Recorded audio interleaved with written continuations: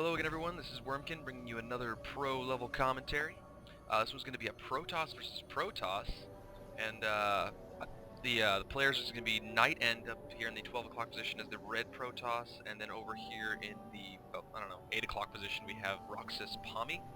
Actually I think the OMI is his clan name, I'm not really sure, so I might just end up calling him Rox because it'll be easier. And then of course the mTW is the clan name for mTwNightEnD over here, and I believe they're Korean. I'm not 100% on that, but I'm pretty sure. Anyway, one thing I like about Protoss versus Protoss that's kind of cool is because everyone knows how big and huge and powerful Protoss units are. And so of course, it takes a little bit more firepower for Zerg and Terran to kill them, but just watching them die so quickly to other Protoss is just I don't know, it's just fun to watch. Mostly because I hate Protoss, because I play Zerg, and Protoss need to die horrible, painful deaths. Anyway, so it looks like both of them are having pretty standard openings, actually pretty similar openings. Looks like they're both chrono boosting out their economy. Keep the production tab open here. Looks like they're, doing just about the same thing. He's got his gateway. Rox does it a little bit sooner. He looked like it was a little bit, a little extra cash there for a second, but no big deal. And I like how he's building it right up against his nexus there, so he doesn't have quite as far of a travel distance. And it looks like he's setting out a scout a little bit earlier.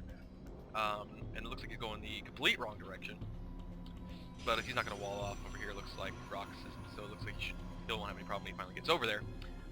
It's kind of weird that he would scout this direction first, because usually a lot of times when people scout, you want to scout the close ground position first, and these are the really close by ground, so a lot of times when people spawn in these two positions, they tend to be really short games.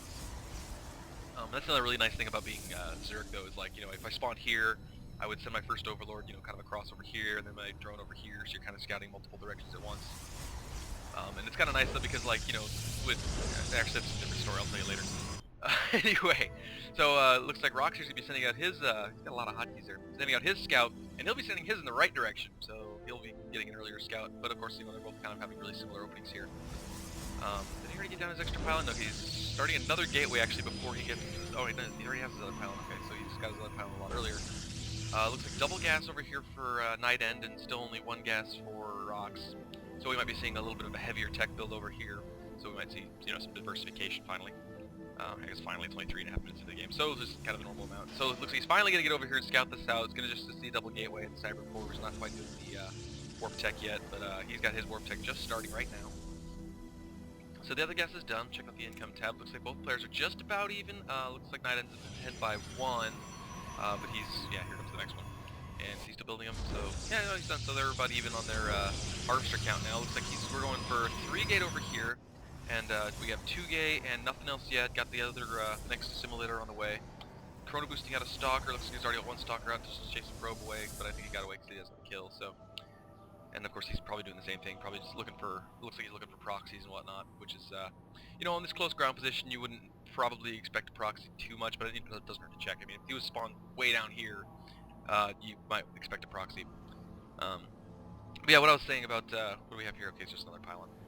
Keep the production tab back open. Okay, looks like actually Rox here has his robotics facility on the way, which is kind of funny because, he got his gas later than the mTwNightEnD, but, he still is going for the heavier tech than mTwNightEnD. So he might be, mTwNightEnD might be swimming in gas a little bit here, in just a minute, because he isn't getting that heavy tech, even though he did get his, he's planning on getting upgrades or something like that.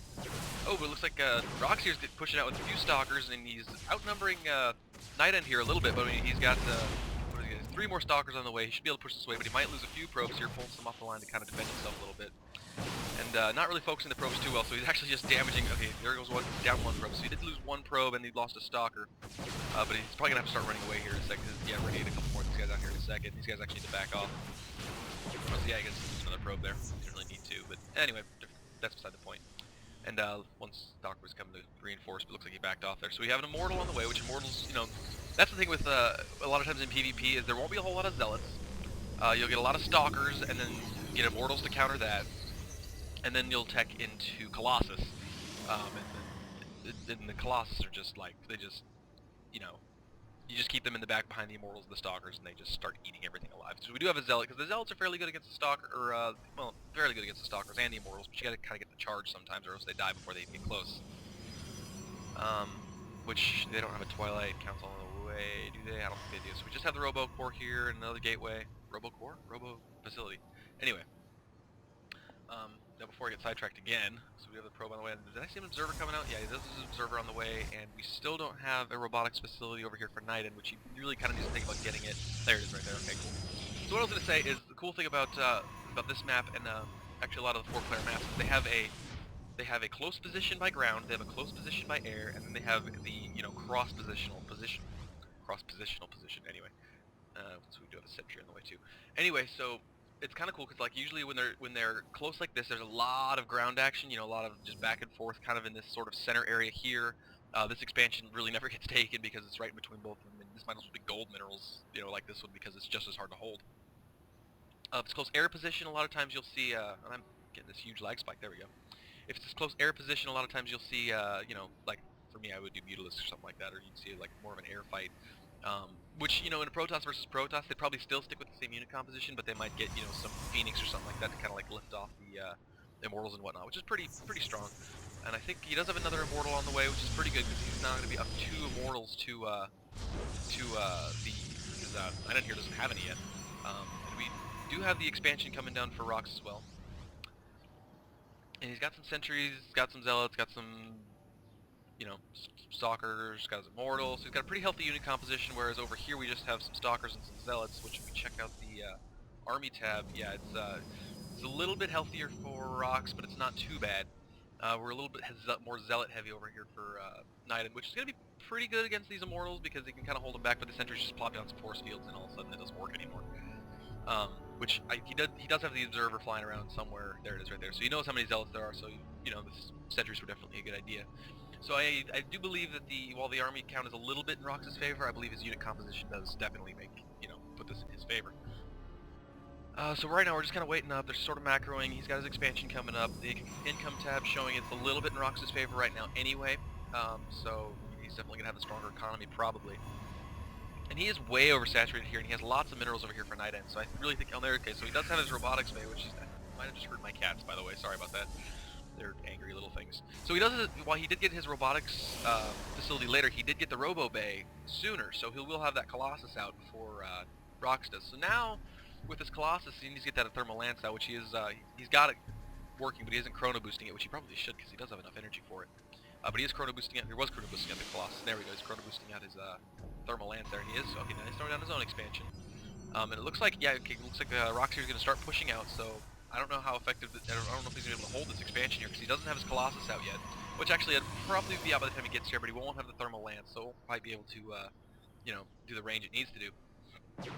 But yeah, he's probably going to have to cancel this Nexus here in a second, because, yeah, there he goes, cancel that. Which is going to be really bad, because he's going to be way behind in the income, as you can see right there, and I'm going to, the unit's lost tab, so we keep an eye on this. Right now, it looks like NightEnd's already behind. Nice force fields going down there to block off some of the Zealots, so they kind of put him in this little choke here. The Colossus here is already, yeah, okay, there it goes, starting to do some damage now. And so he's actually losing quite a bit here just because of this Colossus. And the Colossus does 15 damage times 2, so it actually does 30 damage a shot. So these little Sentries and Stalkers and Zealots, they get roasted away pretty quick. And the Immortals actually, they take these 2 shots, they actually take 20 damage instead of just 10. So they end up dying a little bit faster than they would normally. So it looks like that, you know, there was a pretty even exchange there. I mean, they both lost quite a bit. But it was slightly in NightEnd's favor, even though he did have to cancel that Nexus, so it was pretty detrimental to him. And actually,